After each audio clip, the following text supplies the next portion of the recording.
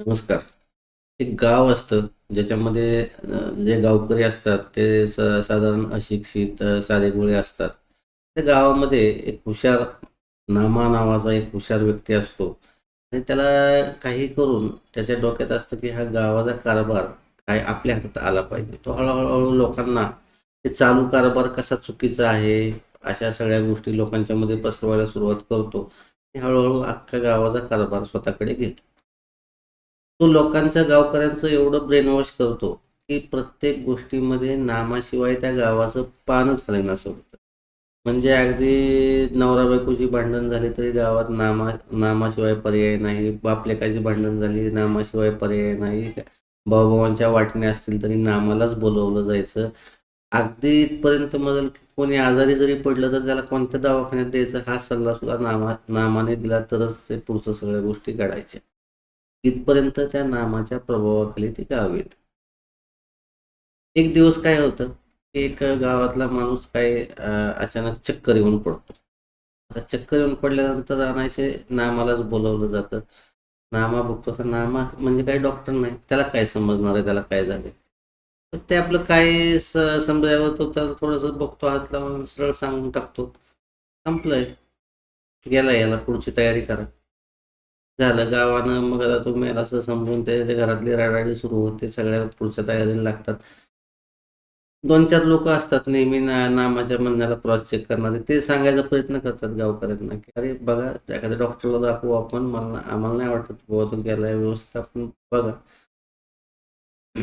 लोकं सगळी त्यांना वेड्यात काढतात. नामा सांगतोय मेलाय म्हणून तुम्ही काय नामापेक्षा शहाणे झाले का ते? अशा पद्धतीनं त्याला न्यायची तयारी सगळी शेवटी त्याला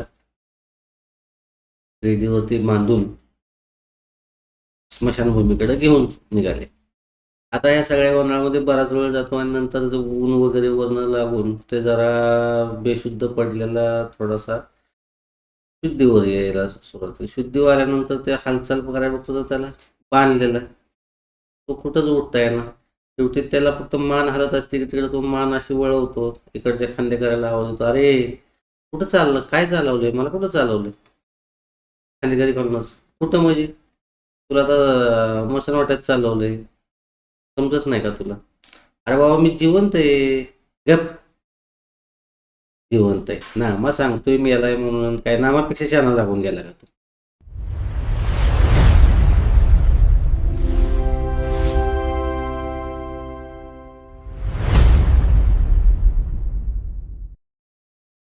नमस्कार मंडळी.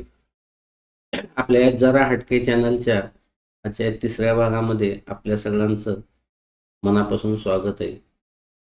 आत्ता जी मी तुम्हाला कथा सांगितली, यातला विनोदाचा भाग सोडून द्या. पण आपण किती आंधळं व्हायचं आणि किती सजग व्हायचं, हे आपल्या स्वतःशी मनाशी ठरवा. बाहेर जे चाललेलं आहे, समाजामध्ये जे घडतंय, थोडं उघड्या डोळ्यांनी बघा.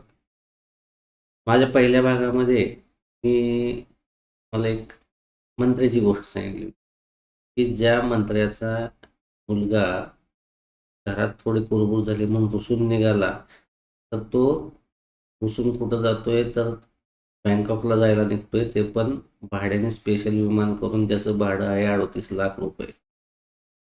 दुसरा भाग होता त्याच्यामध्ये मी तुम्हाला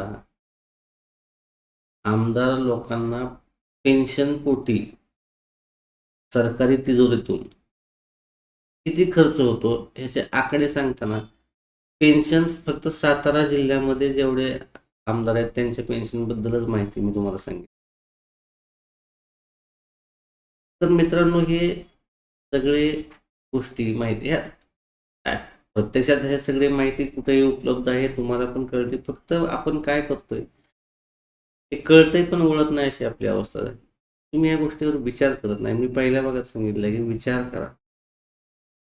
प्रश्न पडले पाहिजेत तुम्हाला. प्रश्न पडल्यानंतरच तुम्ही थोडेसे सजग होता, जागरूक होता आणि आपलं सगळ्यात महत्त्वाचं या चॅनल पाठीमागचं ध्येय हेच आहे की त्याला जागरूक आणि सजग नागरिक बनले पाहिजेत. एका शासकीय नोकरावरती काही अन्याय झाला, त्यामुळे त्यानं अन्यायाविरुद्ध आवाज उठवला म्हणून तो पत्रकारांच्या नजरेत आला आणि पत्रकारांनी त्याची त्या विषयावरती मुलाखत घेतली. तर हा मुलाखतीचा भाग सोशल मीडियावरती तो व्हिडिओ व्हायरल झालेला. मोठा व्हिडिओ आहे प्रत्यक्षात, परंतु त्यातला मी एक छोटासा भाग तुम्हाला दाखवतो. जो काही न्याय देणार आहे तोही चोर असतो. मग न्याय कोणाला मिळणार आहे आणि काय कसं होणार आहे? त्याच्यामुळे आतापर्यंत याची चौकशी झालेली नाही, याच्या पुढे होणार नाही आणि हा असाच भ्रष्टाचाराचा गाडा पुढे चालू राहणार आहे. याला कारण मतदार आहेत.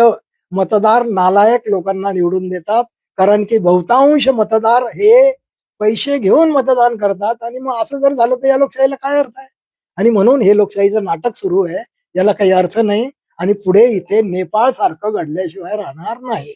तर या व्हिडिओतल्या व्यक्तीनं जे काही मत व्यक्त केलं त्यांचं वैयक्तिक मत आहे, त्यामुळे ते अगदी 100% खरंच असेल असं नाही, परंतु ते पूर्णपणे चुकीचं पण आपल्याला म्हणता येत नाही. आणि त्यातली एक महत्वाची गोष्ट म्हणजे त्यांनी सांगितलं की लोकशाहीचं फक्त नाटक चालू आहे. हे शब्द आपल्यापैकी बऱ्याच जणांना पटतील, नक्कीच मनापासून पटतील. आपण कोणत्या प्रकारच्या लोकशाहीमध्ये सध्या राहतोय? आपल्याला लोकशाहीमध्ये लोकांनी लोकांचं चालवलेलं लोकांचं राज्य ही जी व्याख्या आहे, लोकांना इथं फक्त मत देणे 5 वर्षांनी एकदा, ह्याच्या व्यतिरिक्त काय अधिकार आहेत? नंतर नागरिक कोणतं आपलं स्वतःचं मत मांडू शकतात किंवा कुठल्या शासकीय धोरणाच्या विरोधामध्ये नागरिक आवाज उठवू शकतात. आपल्या या चॅनलमध्ये ज्या पार्टला जास्त प्रतिसाद मिळाला किंवा जास्त आवडला पार्ट म्हणजे व्यंगात्मक व्हिडिओ माकडांची माणूस चाळे. तर आपण आता त्याचा भाग अगोदर पाहू आणि नंतर पुढची चर्चा करू. वीडियोस बनाने हैं, फिल्मोरा है ना।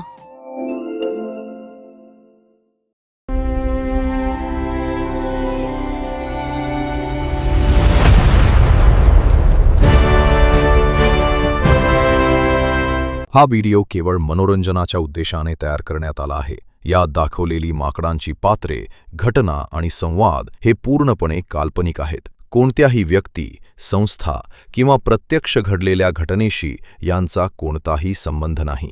कृपया हा व्हिडिओ निव्वळ मनोरंजन म्हणूनच पाहावा. अरे तो मल्ल्या माकड आपला नेता झाल्यापासून किती मजेत राहतोय. आज त्याच्याकडे जवळपास 50 झाडांची मालकी आहे. खरंच खरंच राजकारणामध्ये खूप फायदा आहे आणि खूप मज्जा असते. चला आपण त्याच्याकडे जाऊ आणि त्याच्याकडून राजकारण शिकून घेऊ. मल्ल्या दादा, आम्हालाही राजकारणात यायचं आहे. आम्हाला तुमच्यासारखा मोठा नेता व्हायचा आहे. राजकारणात यायचं असेल तर आधी अभिनय शिकून या. मल्ल्या दादा, अभिनय कशाला? अरे एक वेळ अभिनेत्याला अभिनय नाही आला तर चालेल, पण नेत्याला अभिनय यावाच लागतो. अशा रीतीने जंगलातल्या माकड राज्यात मल्या माकड आपले कार्यकर्ते तयार करू लागला.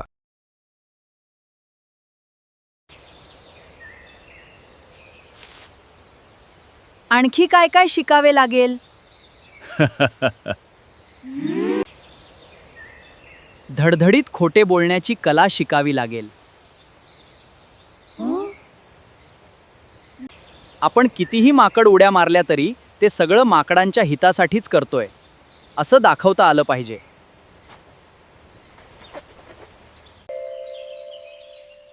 तुम्ही फक्त माझ्याबरोबर राहा, लवकरच तुम्हालाही माझ्यासारखा नेता बनवतो.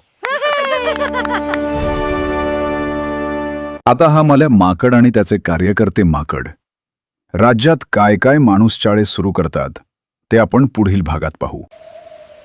नमस्कार, मी माकडांचा नेता मल्या. आपणास विनंती करतो की मागील भागांच्या लिंक डिस्क्रिप्शनमध्ये दिल्या आहेत. कृपया पहा. वीडियोस बनाने हैं, फिल्मोरा है ना।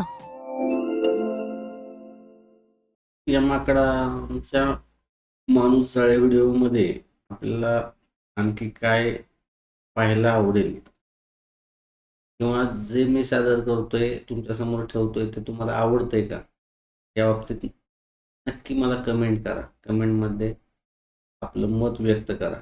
जागरूक समाज मी सांगतोय, पण नक्की जागरूक समाज म्हणजे काय? तर बघा, आता जे काही समोर चाललंय किंवा जे काही समजा अनागोंदी कारभार चाललाय, चुकीचं घडतंय, याच्याबद्दल बरेच जण मत व्यक्त करतात. याच्यामध्ये मत व्यक्त करणाऱ्यामध्ये आता सध्या सोशल मीडिया हे फार मोठं साधन झालेलं आहे प्रत्येकाला मत व्यक्त करायला. काही फेसबुकवर, यूट्यूबवर, व्हॉट्सअपवरती, इंस्टाग्रामवरती प्रत्येकजण आपापलं मत व्यक्त करतो. याच्यामध्ये मत व्यक्त करणाऱ्यामध्ये फक्त दोनच प्रकारचे लोक असतात. तुम्ही सोशल मीडियावरती जे काही सामाजिक पोस्ट येतात त्या तुम्ही बघा, दोनच प्रकारचे लोक असतात. एक तर अंधभक्त किंवा दुसरे अंधविरोधक. म्हणजे हे लोक कोणत्या तरी विचाराशी, पक्षाशी बांधलेले आहेत आणि ते त्याच बाजूने चालतात. ज्या पक्षाचं ते ध्येय धोरण पुढं चालवतात त्याची स्तुती करतात किंवा जे त्याच्या विरोधात आहेत ते त्याला फक्त विरोधच करतात. आपल्याला तिसरा वर्ग पाहिजे की जो अंधभक्त नाही, अंधविरोधक नाही, जो फक्त योग्य गोष्टीला योग्य म्हणणारा आणि चुकीच्या गोष्टीवरती बोट ठेवणारा असा वर्ग. आणि तो म्हणजे खरा जागरूक नागरिक. अशा जागरूक नागरिकांनी थोडंसं ॲक्टिव्ह होण्याची गरज आहे असं मला वाटतं. नाहीतर समाजात काय होतं, प्रत्येक खूप चुकीच्या गोष्टी घडायला लागल्या तर असं वाटतं की आज खरंच छत्रपती शिवाजी महाराजांनी जन्म घेतला पाहिजे. पण ज्याला ज्याला असं वाटतं त्या प्रत्येकाला हे वाटतं की माझ्या घरात नको, शेजारच्या घरात छत्रपतींनी जन्म घेतला पाहिजे. ही प्रत्येकाची मानसिकता आहे आणि ही मानसिकता आज बदलण्याची गरज आहे. जर वेळीच सावध नाही झालं तर उद्याचा येणारा काळ खूप अवघड असेल. मी पहिल्या भागापासून सांगत आलोय की या आजारावरती उपाय आहे.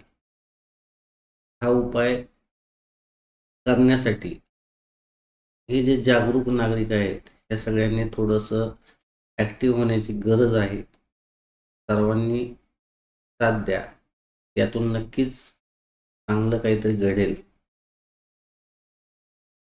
त्यासाठी मी उपाय तर सांगणारच आहे, परंतु मी वाट बघतोय की पुरेसं संख्याबळ या माझ्या चॅनलसोबत किती लोक आहेत.